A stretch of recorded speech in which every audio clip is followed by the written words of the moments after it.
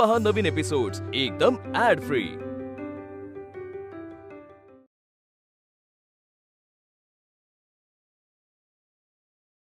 मला गोपाळराव, आता या असंच पंचपक्वान्न समजून यज्ञ कर्म करून टाकूया काय?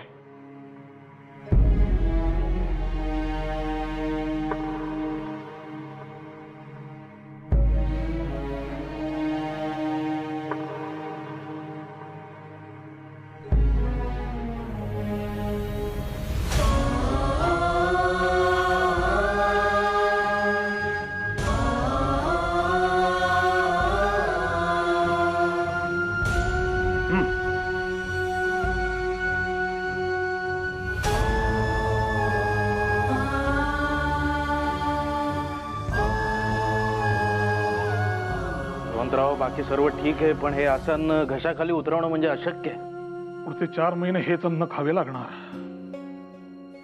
अन्नदाता सुखी भव म्हणायची पद्धत आहे आपल्या संस्कृतीत। तर हे अन्न घशाखाली कसे जाणार परमेश्वरास ठाऊक। आता मात्र त्याची माफी मागावी लागेल। माफ कर बाबा, परंतु हे अन्न काही घशाखाली जायचे नाही।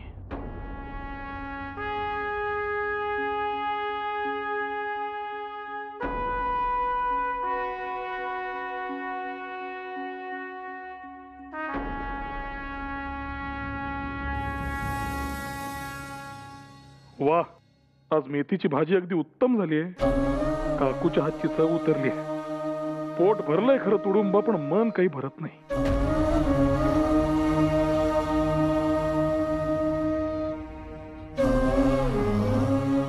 भामे, जेव ग। हातची मेथीची भाजी यांना किती आवडते ना। मला नेहमी म्हणतात, तुला बाकी सगळा पंचपक्वान्नांचा स्वयंपाक जमेल भामे, पण मेथीची भाजी खावी ती काकूच्या हातची। तिथे तुरुंगात शिळपाक अन्न देतात म्हणे खायला। काय खात पित असतील, कसे राहत असतील। अगं अशी क्षणाक्षणाला बाळची आठवण काढत राहिलीस तर अन्न घशाखाली उतरेल का तुझ्या? हा, उलट प्रकृती ढासळायची तुझ्या अशानं। मग तिथे तुरुंगात बाळनं तुझ्या प्रकृतीची चिंता करावी असं का वाटतंय तुला? नाही ना? 2 घास खाऊन घे। ते तिथे 4 महिने काय खात पीत असणार आहे काही सुद्धा माहिती नाही। खायला धड मिळतंय नाही मिळतंय काही ठाऊक नाही, आणि आपण हे असं चुलीवरचं गरम गरम अन्न वाढून घ्यायचं पाना।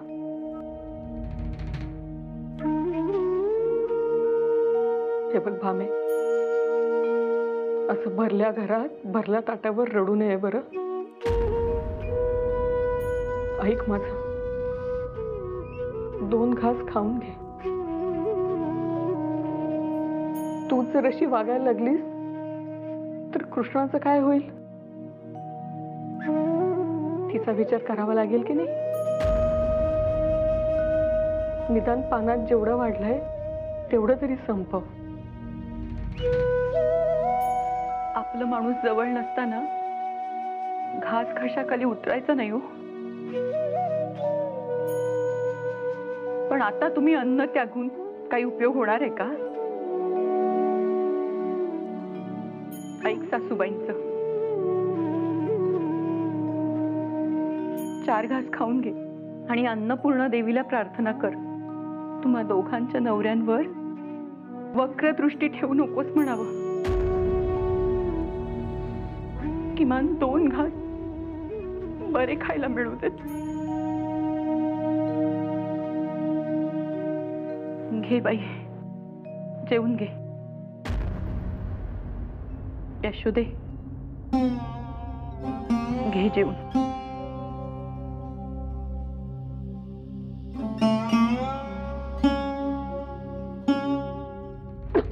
अगं पाणी।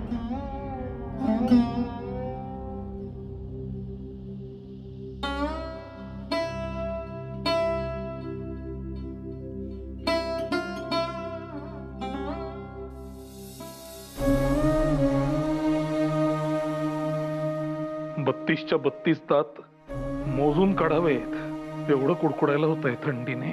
उपाशी पोट, बाहेर कडाक्याची थंडी, पुरेशी पांघरुणं नाहीत आणि या जमिनीचा गारठा कमी करायला अंथरुणं देखील नाहीत. झोप लागणं कठीण आहे बळवंतराव. कधी एकदा ही रात्र संपून सूर्य उगवतोय असं झालंय. परंतु इथे असताना सूर्यास्त म्हणजे शिक्षेचा एक दिवस कमी असा अर्थ होतो बरं का. आता हे लक्षात ठेवा, म्हणजे मनास जरा समाधान वाटेल आणि झोपही लागेल.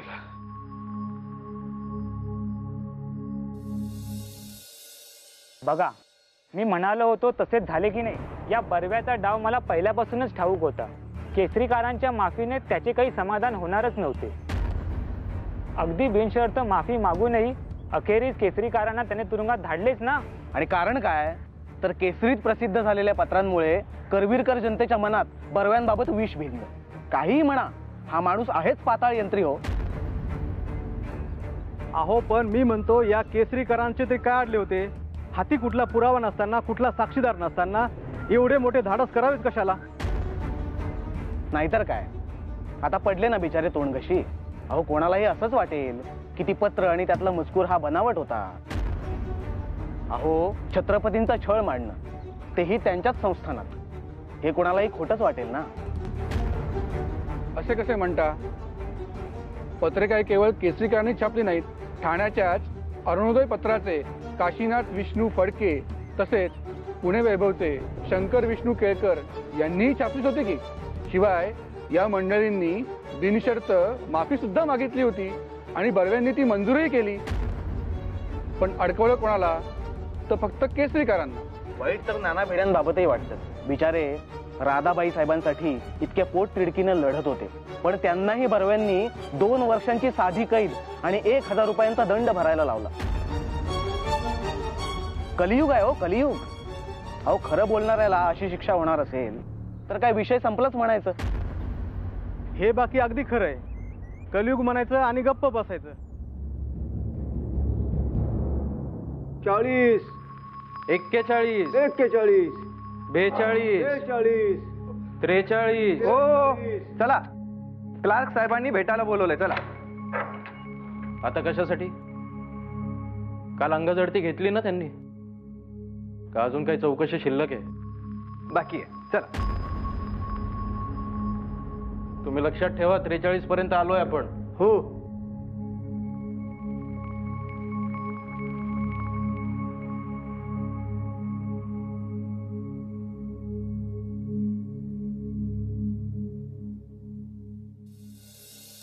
एका वेळी एकाची तपासणी होईल.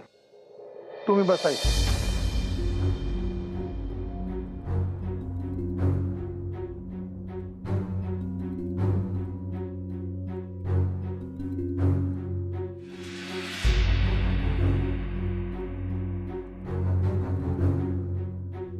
जीभ दाखवा. यापूर्वी देवी, टॉन्सिल्स असे काही रोग झाले होते का? नाही. संसर्गजन्य रोग, त्वचा रोग यापैकी काही त्रास? काहीही नाही. ठीक आहे, तुम्ही बसा तिथे.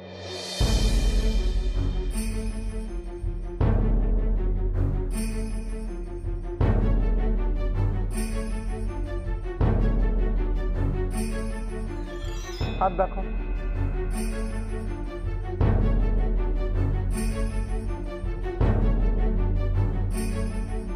जीभ दाखवा.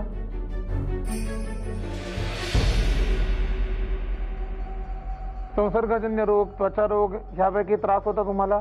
पडशाचा त्रास आहे.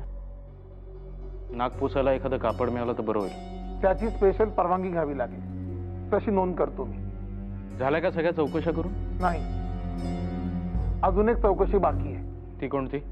ते सिनियर डॉक्टर आले की सांगते. तुम्ही बसा तिथे.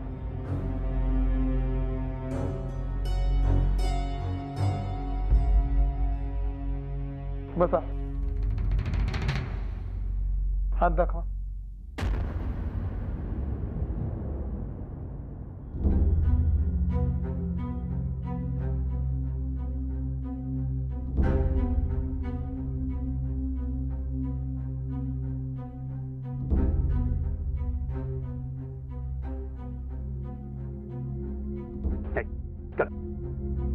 या.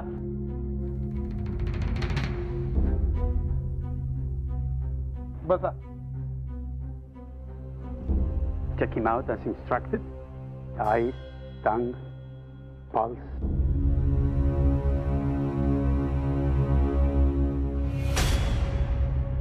Do you have any contagious disease?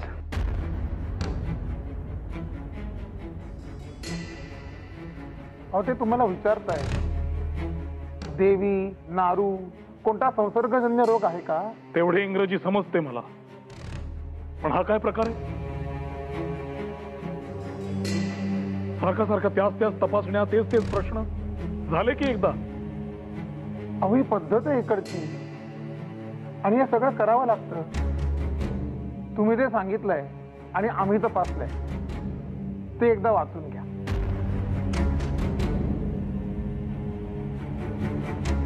काही त्रुटी आहेत या नोंदींमध्ये. काय त्रुटी आहेत?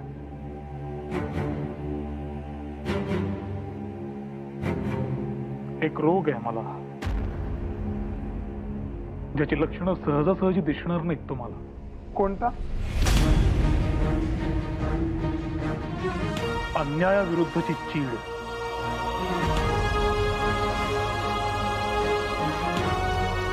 आणि अन्यायाविरुद्ध लढण्याची जिद्द.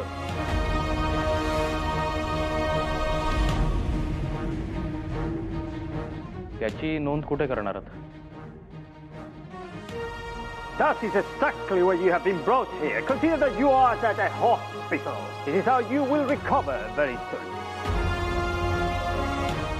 What is the punishment? Is it hard labor? No. Yes, how unfortunate. You could have recovered much faster. चला, नाही म्हणजे तुमची चौकशी संपली. तुम्हाला हाटलीवर मध्ये न्यायचा आदेश आला. हवालदार घेऊन जायला.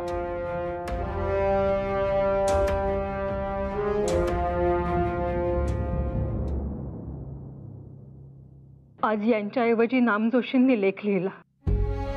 एरवी केसरी वाचताना असं वाटायचं तुम्ही समोर बसून बोलताय, मनातले विचार सांगताय, प्रबोधन करताय.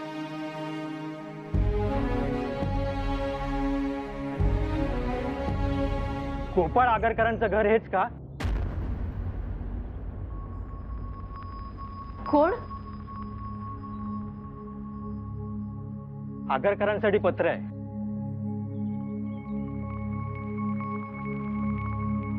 धन्यवाद.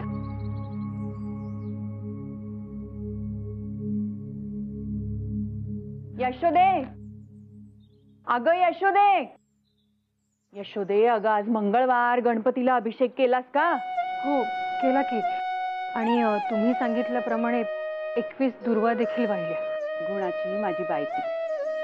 ऐकत जावं असं सांगितलेलं. अनुभवानी पिकलेत हे केस. ऐकशील तर भलंच होईल तुझं. पत्र कोणाचं?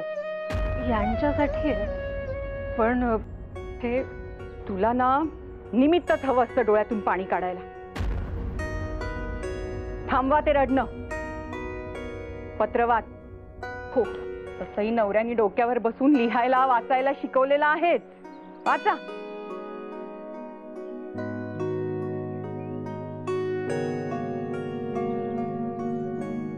मामांजींचं पत्र आहे गावावरून. काय लिहिलंय वाच बघू. चिरंजीव गोपाळराव, अनेक आशीर्वाद. पत्र लिहिण्यास कारण की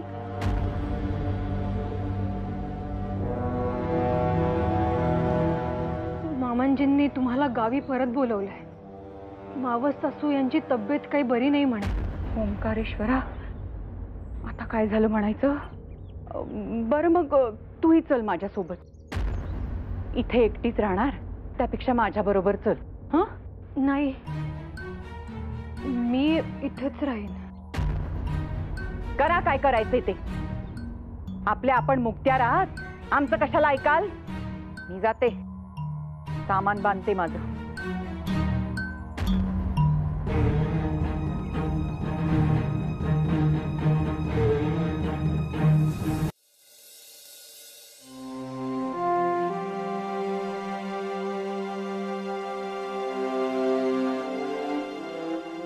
यांना का तुरुंगात टाकला असेल?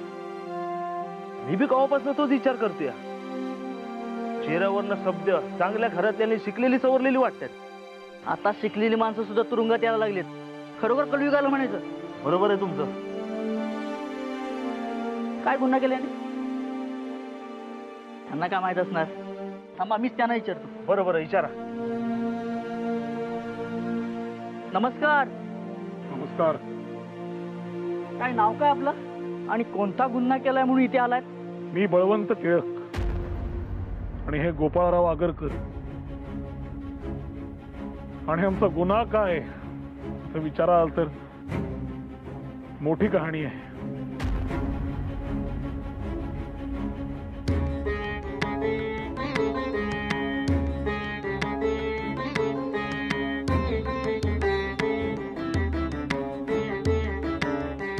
महाराज, अहो तुम्ही खूप मोठी माणसं आहेत. मोठी कसली आलोय? अहो देशासाठी एवढं चांगलं काम करतायत तुम्ही आणि त्याचं फळ तुम्हाला हे असं मिळते. होय ना, खऱ्याची दुनिया राहिलीच नाही. बरोबर आहे. या गोऱ्या लोकांचं राज्य कधी संपणार काय माहित नाही. संपेल बुवा, नक्की संपेल.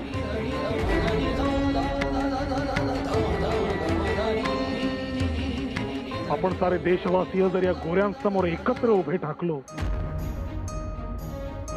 तर स्वातंत्र्याचा सूर्य लवकरच उगवेल.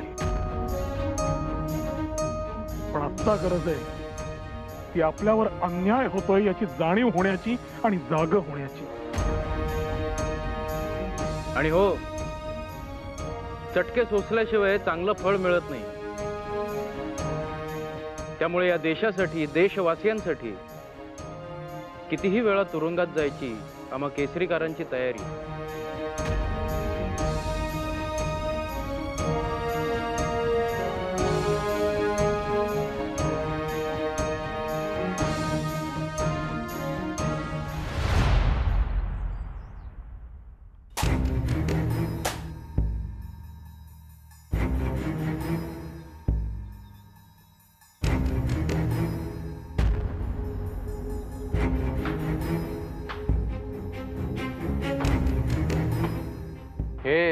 हे तुरुंगाचं न्हाणीघर.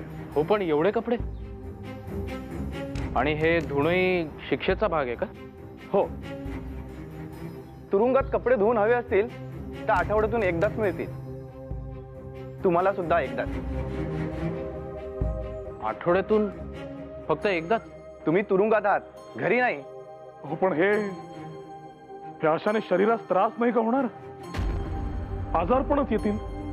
शिक्षेसाठी तुरुंगात आलात, चैनीच्या गोष्टी करायला नाही. चला पटापट, खानावळ दाखवायचे तुम्हाला.